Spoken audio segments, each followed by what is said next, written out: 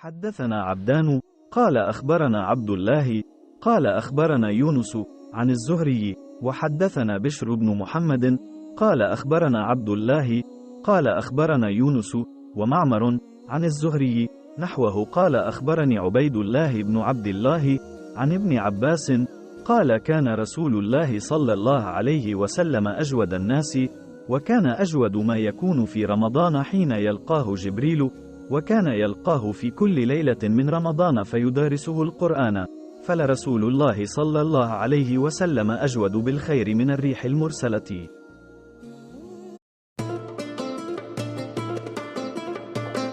Narrated Ibn Abbas, Allah's Messenger, was the most generous of all the people, and he used to reach the peak in generosity in the month of Ramadan when Gabriel met him.